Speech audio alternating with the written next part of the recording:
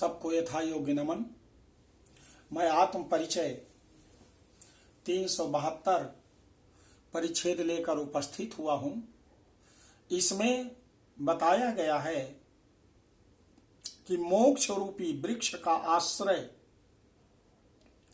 ग्रहण करना ही मानव जीवन का धर्म है। इसी से मृत्यु से वो बच सकता है। पीड़ा और कष्ट दुख से बच सकता है व्यक्ति। आदिशक्ति माता भगवती के लिए संकट ध्वनि।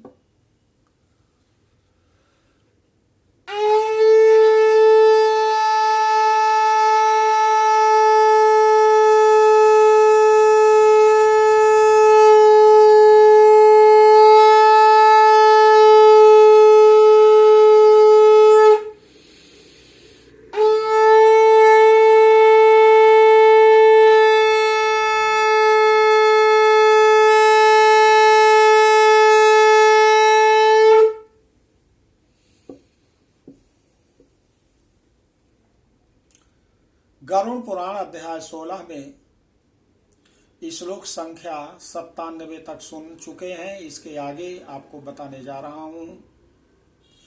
ध्यान लगाकर सुने और भगवान की कृपा प्राप्त करें।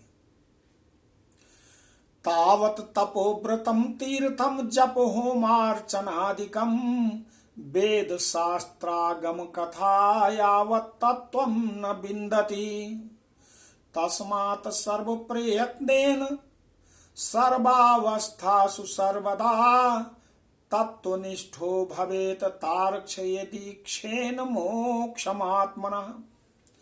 तप व्रत तीर्थ जप होम और पूजा आदि सत्कर्मों का अनुष्ठान तथा वेद शास्त्र और आगम की कथा तभी तक उपयोगी है जब तक जीव को तत्व ज्ञान प्राप्त नहीं हो जाता। इसलिए हे गरुण जी, यदि अपने मोक्ष की इच्छा हो तो सर्वदा संपूर्ण प्रयत्नों का सभी अवस्थाओं में निरंतर अनुष्ठान करके तत्व ज्ञान की प्राप्ति में संलग्न रहना चाहिए।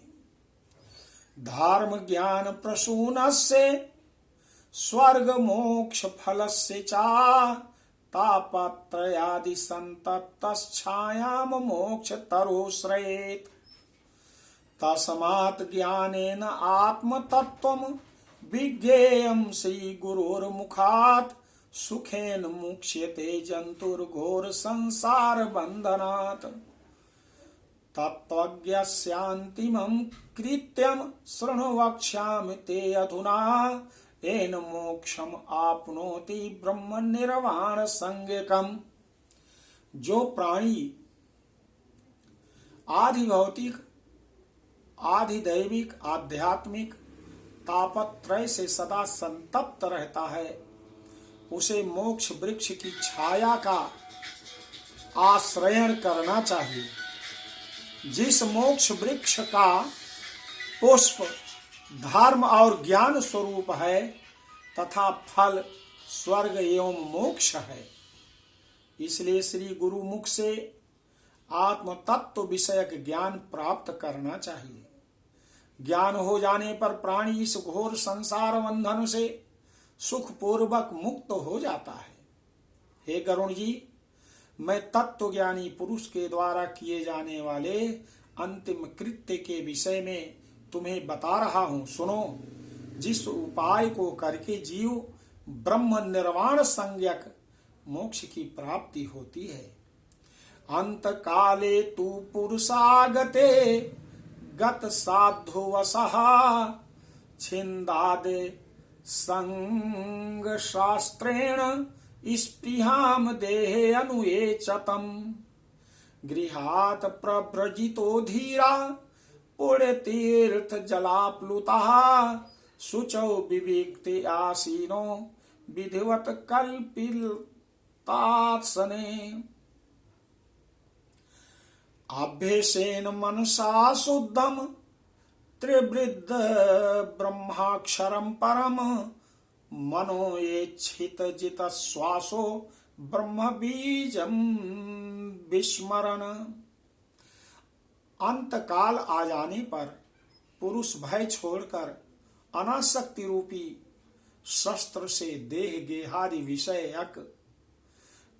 गेहादि विषयक ममत्व को काट डालना चाहिए।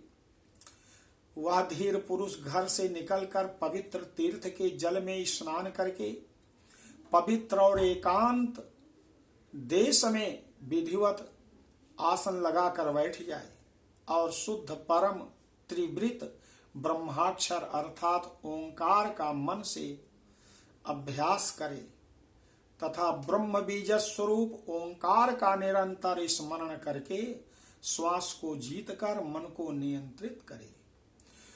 नियच्छेद विषयेभ्यो आख्यान मनसा बुद्धि सारथि मनः कर्मभिराक्षिप्तं शुभार्थे धारयेद्धया।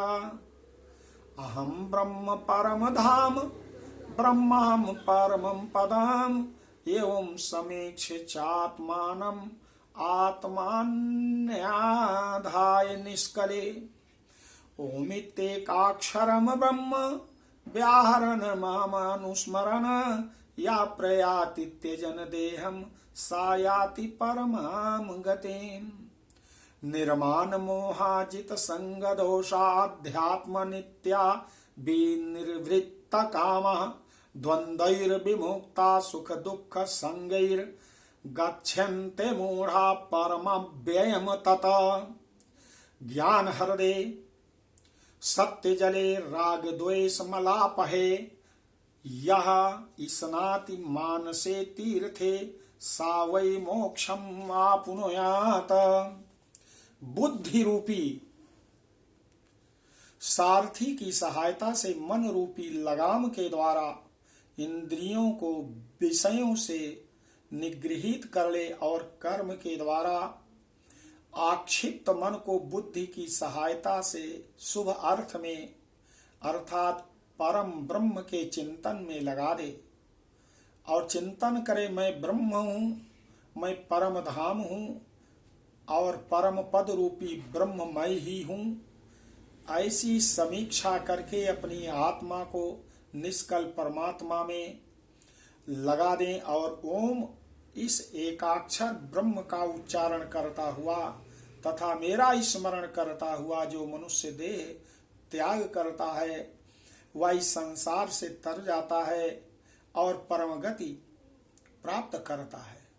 मान और मोह से रहित तथा आसक्ति से उत्पन्न होने वाले दोषों को जीत लेने वाले नित्य आध्यात्म चिंतन करने वाले सभी प्रकार की कामनाओं से निर्वृत्ति प्राप्त कर लेने वाले सुख दुखादि द्वंद्वों से मुक्त ज्ञानी पुरुष उस शाश्वत अविनाशी परम पद को प्राप्त होते हैं।